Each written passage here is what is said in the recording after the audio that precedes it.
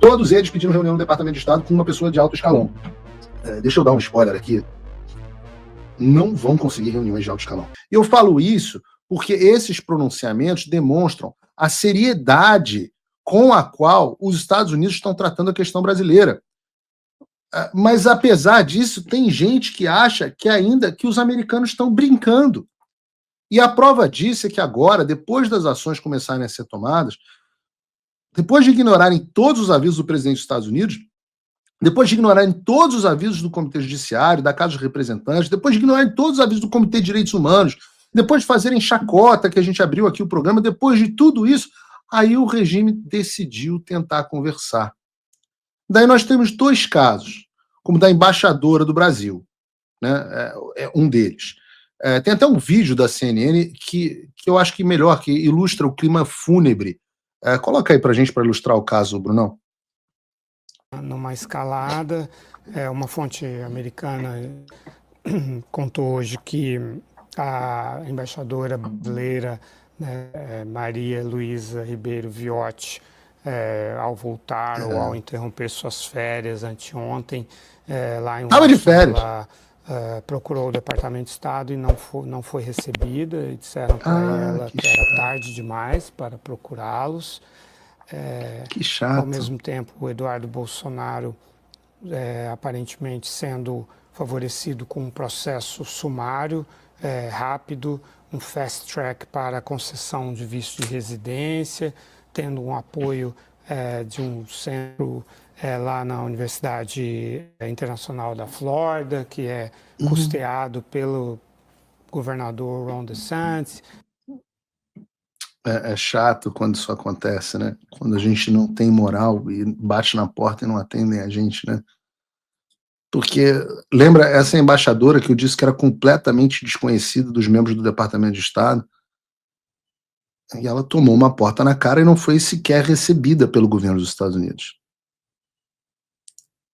E esse é um caso. Eu recebi hoje de manhã, porque eu não tô tendo dificuldade de falar com o Departamento de Estado, não. Tenho falado bastante aqui. E hoje de manhã eu recebi aqui a seguinte notícia. Deixa eu ver aqui. Na verdade, eu recebi a seguinte mensagem.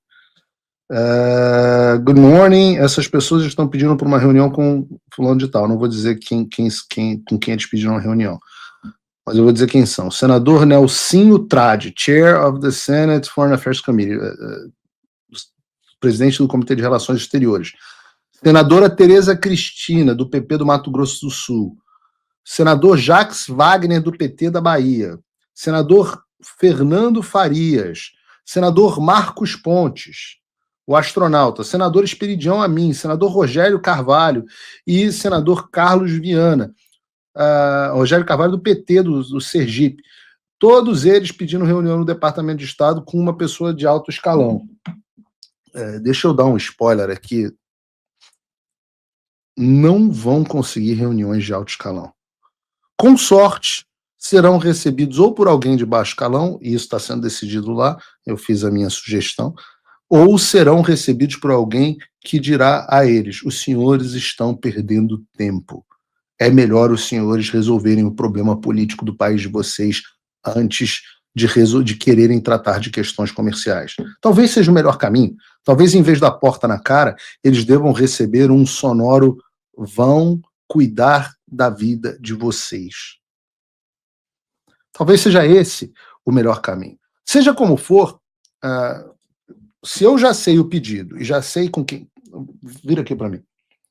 Senadores, principalmente Marcos Pontes e Tereza Cristina, vocês imaginam, se eu já recebi quem que os senhores querem encontrar, eu já recebi o questionamento de se devem encontrar com os senhores. Se vocês têm alguma dúvida de que eu vou saber a agenda inteira e o teor da conversa, eu vou fazer questão de expor aqui no Paulo Figueiredo Show. Porque Tereza Cristina e Marcos Pontes, para mim, neste momento, são dois traidores da pátria. Está muito claro, e a minha recomendação é ao deputado que o Eduardo Bolsonaro emita uma nota pública desautorizando os senhores a falarem em nome do pai dele ou do movimento que eles do qual os senhores dizem que fazem parte. Só para ficar muito claro, se os senhores quiserem trair o Brasil, ir lá, arregar para a ditadura sem que nem 1 milímetro seja dado de avanço por parte do nosso Congresso, se os senhores preferem impressionar os Estados Unidos em vez de pressionar o presidente do Senado, os senhores serão tratados como traidores e serão publicamente humilhados pelo fracasso que será a negociação dos senhores. E se eu estou falando isso, é porque eu tenho certeza do que vai acontecer. Está dado o recado. É um bom spoiler para entenderem daqui para frente. Meus amigos, não tem mais volta. Eu vou dizer a vocês o que o Departamento de Estado disse à embaixadora. Não é tarde demais. Não é mais possível parar o que está por vir. E por que não é mais possível? Porque é impossível parar o Alexandre de Moraes de dobrar a aposta e o Lula de fazer cagada. A crise diplomática não terá fim. Os senhores acham que vão bater na porta deles e dizer o quê? O presidente Bolsonaro corre o risco de ser preso hoje. O risco real de ser preso hoje. Pelo absurdo de ter dado uma entrevista. Então entendam, não adianta os senhores irem lá enquanto o Lula diz que vai tarifar a empresa americana de tecnologia, que vai impedir envio de dividendos para o exterior, que os Estados Unidos são irresponsáveis, que estão agindo. Não adianta. A retórica do Lula impede qualquer negociação por parte dos senhores, e a retórica do Alexandre de Moraes impede qualquer negociação também por parte dos senhores. Qual é o caminho? Qual é o único caminho para o Brasil? O Brasil precisa dar o primeiro passo, que eu não sei outro que não passe pela anistia ampla, geral e restrita. Senadora Tereza Cristina, senador Marcos Pontes, se os senhores querem resolver o problema e estão preocupados de fato com o empresariado brasileiro, os senhores passem a pressionar o presidente da casa que os senhores ocupam, em vez de virem passear nos Estados Unidos com dinheiro público. Vejam, eu acho que a ficha começou a cair. Porque já não é mais o Paulo Figueiredo que está dizendo isso. O mercado financeiro já está precificando o que está para acontecer.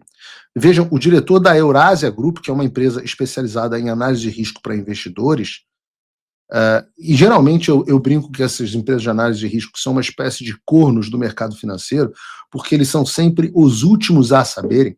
Né? Eu estou falando de Lei Magnitsky há mais ou menos quanto tempo? 1 ano e meio. Agora, o diretor da Eurásia Group já dá como provável a aplicação da Lei Magnitsky ao pseudo-juiz Alexandre de Moraes e outras figuras do regime. Na mesma direção, a Folha de São Paulo noticiou ontem que os bancos brasileiros já estão fazendo consulta a escritórios de advocacia americanos para avaliar o risco de sanções ao Brasil. Vejam o contraste, que engraçado. Ou seja, há 8 meses era piada, era clima de tranquilidade, certeza de impunidade. E o que Paulo Figueiredo dizia? Haverá choro e ranger de dentes. Eu avisei, vocês não deram ouvidos, e agora parece que virão mais e mais consequências. Se você, como eu, está dormindo mais tranquilo agora que o Trump voltou à presidência, ótimo. Mas e o Brasil? Nosso país continua no buraco. A volta do Trump nos dá esperança, mas as coisas não vão se resolver sozinhas. Vai ser preciso muito trabalho, meu e seu. E não adianta xingar muito nas redes sociais achando que isso resolve alguma coisa. Não tem salvador da pátria, não tem um político que vai resolver por você. A responsabilidade é sua. Eu larguei tudo para me dedicar a isso. E você? Como você pode ajudar sem abandonar as suas obrigações? Simples. Apoie quem está na linha de frente. Sem isso, esse trabalho simplesmente não continua.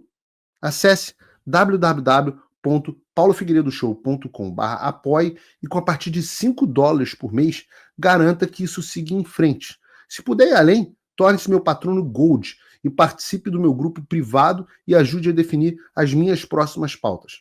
A diferença entre vencer e perder está na ação. Durma tranquilo, sabendo que você fez a sua parte.